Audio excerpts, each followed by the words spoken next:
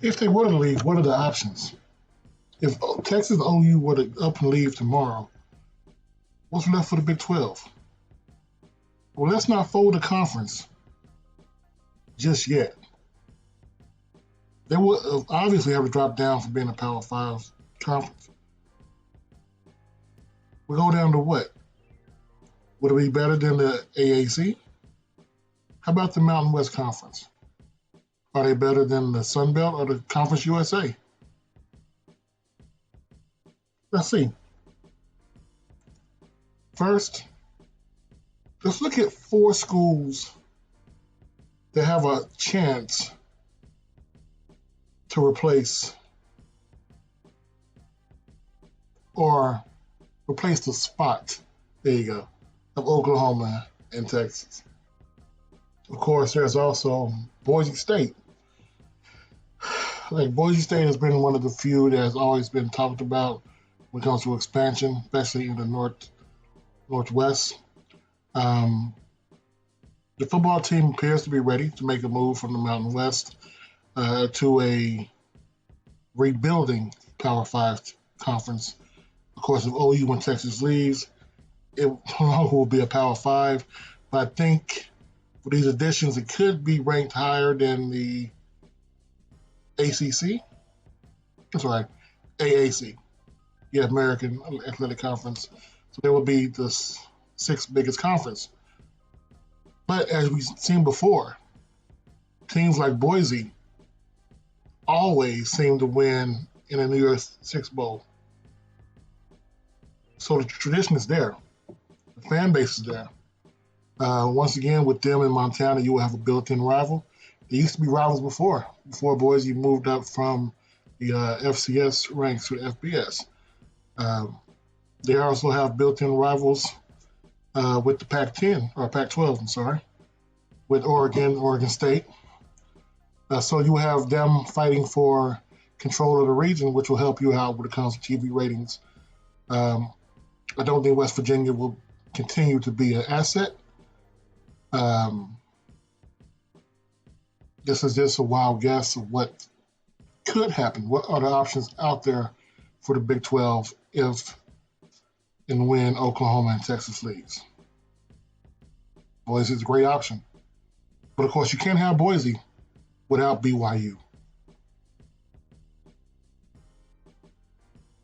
And of course, you have to bring in BYU. If you're going to expand west, you're going to bring in Boise, you're going to bring in Montana, you have to bring in somebody to stabilize that region.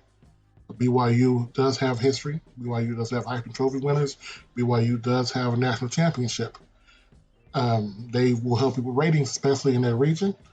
They have bigger ratings than Utah, which is in the Pac-12. We all know Salt Lake and the Utah region itself is rapidly growing. It's one of the most, it's one of the highest ranked areas to live at in the country. People are moving there, especially like Salt Lake and the Provo area. This will help out because you can't really have West Virginia anymore being that far away. That never made sense, but now it really doesn't make sense. You're expanding to the west and you're dropping down from a Power 5 to a Group of 5 conference. Bringing in BYU and Boise will help lessen the blow of bringing in Montana. But right now, that will make sure that you have that entire region, as far as ratings go, covered. And they have a pretty big stadium. I love stadiums, man. I know. But this will help out. That could be a power in football. We saw that they had one of the top draft picks in the NFL recently at quarterback. They have a big recruiting base. The Mormon Church is it's nothing to play with. It's basically a version of Notre Dame. Not as big known as Notre Dame, but they are a version of Notre Dame as far as having the religious clout to bring in a lot of players.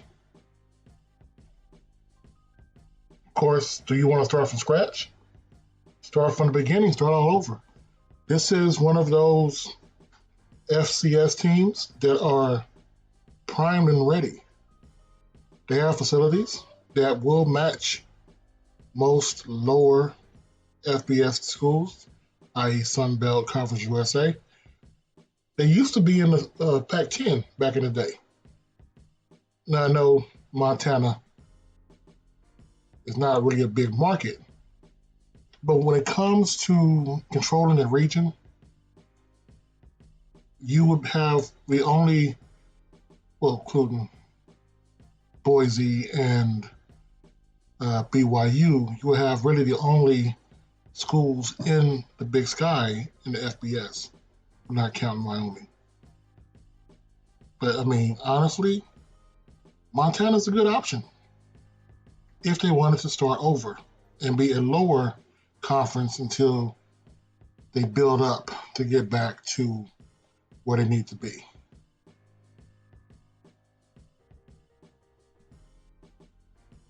I mean, for years, they actually led the FCS in attendance. They actually were ranked higher in attendance than a bunch of FBS teams. I'm not saying that they're going to come in right away and be a powerhouse. No one can replace Oklahoma and Texas.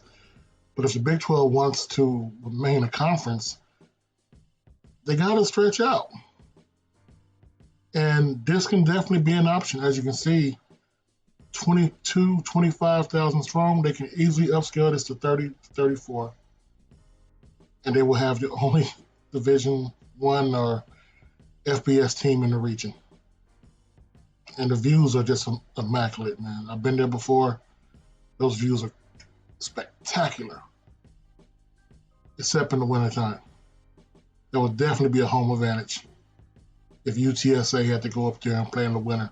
But we'll see. UTSA be an option? I mean, sure, they do play in the Dome in San Antonio, which is fertile recruiting ground in Texas.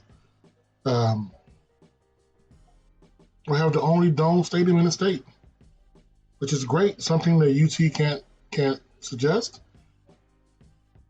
But it's basically starting from scratch. You will have a destination to have the title game. It's an option they can definitely have. And me being in Austin, there's no problem driving down to San Antonio for good football.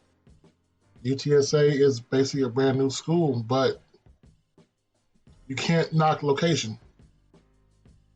That's always an option.